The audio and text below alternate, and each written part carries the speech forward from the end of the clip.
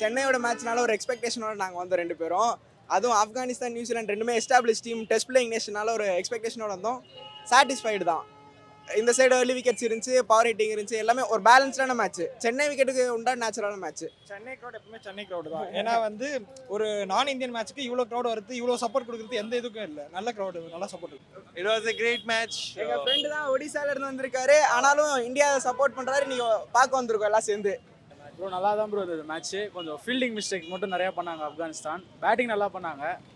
இன்னும் கொஞ்சம் ஃபீல்டிங் நல்லா பண்ணியிருந்தா மேட்ச் இன்னும் கொஞ்சம் இன்ட்ரெஸ்டிங்காக போயிருக்கும். ஏன்னா இது இந்தியா மேட்ச் இல்ல, அதர்ஸ் டீமோட மேட்ச். இதையே நம்ம இப்ப பயங்கரமா செலிப்ரேட் பண்றோம். ஏன்னா இந்தியா மேட்ச் நடந்தா எப்படி இருக்கும்? இன்னும் சூப்பராக இருக்கும். க்ரௌடு ஃபுல்லாக வருவாங்க. இன்னும் கொஞ்சம் நல்லா அட்மாஸ்பியர் நல்லா இருக்கும். நல்லா ஜாலியாக இருந்தது. இதுவே நல்லா தான் இருந்தது. மேட்ச் நல்லா இருந்துச்சு. நியூசிலாந்து நல்லா நல்லா ஜட்ஜ் பண்ணி நல்லா ரிஸ்க் எடுக்காமல் ஈஸியாக சேஸ் பண்ணிட்டாங்க.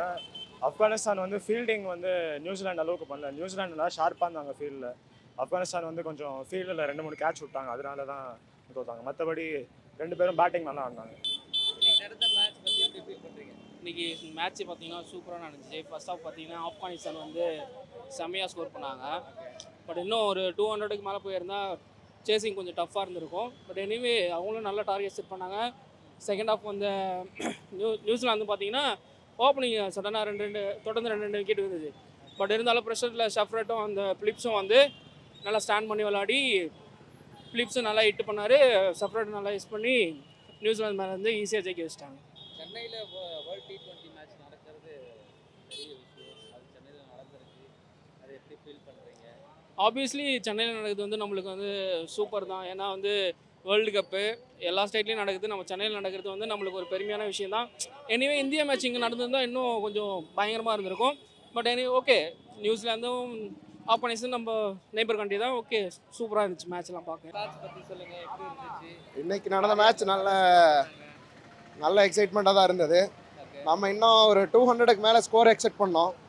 மேபி பிச்சை நியூ கண்டிஷன்ஸு ஆஃப்டர் ரெனோவேஷனுக்கு அப்புறம் வந்தனால மேபி இந்த 180 வந்திருக்கலாம். பட் ஆனால் 200க்கு மேலே போயிருந்தால் இன்னும் மேட்ச் நெயில் பைட்டிங்காக போயிருக்கும். சம்ஹவ் நியூசிலாண்டும் நல்லா பண்ணாங்க, ஆப்கானிஸ்தான் நல்லா பண்ணாங்க. ஆனால் இதில் பார்த்தீங்கன்னா நியூசிலாண்டோட பவுலிங் ரொம்ப சூப்பராக இருந்துச்சு.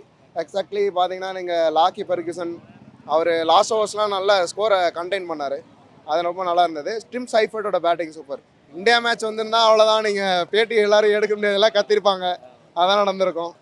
ஸோ நல்லது தான். ஆனால் நிறைய மேட்சஸ் சென்னையில் நடக்கணும். ஒன் டே மேட்சஸ் நிறைய நடக்கிறதில்ல. ஸோ அது நிறைய நடந்தால் நல்லாயிருக்கும். ஆப்கானிஸ்தான் தான். எவ்வளோ ஸ்கோர் அடிச்சாங்க? 180, 182. பிடிச்ச பேட்டர்ஸ் யாரு?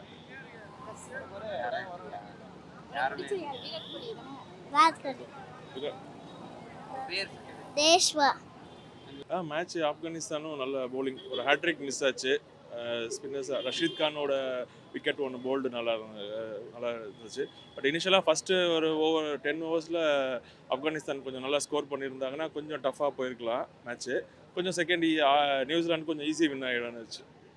ஸ்கோர் ஒரு 190க்கு மேலே போகும்னு நினச்சேன். ஏன்னா அந்த குல்புதீன் நைபு நல்லா பெர்ஃபார்ம் பண்ணார் இன்னைக்கு. அவர் அந்த அளவுக்குலாம் சேப்பாக்கில் ஆடினது கிடையாது. இன்றைக்கி ஒரு நல்ல மேட்ச் காத்திருந்தோம். அதேமாதிரி நல்ல மேட்ச். கடைசியிலையும் கம்பேக் கொடுப்பாங்கன்னு நினச்சோம், ஃபுல் பேக் பண்ணுவாங்க அப்படின்னு நினச்சோம்.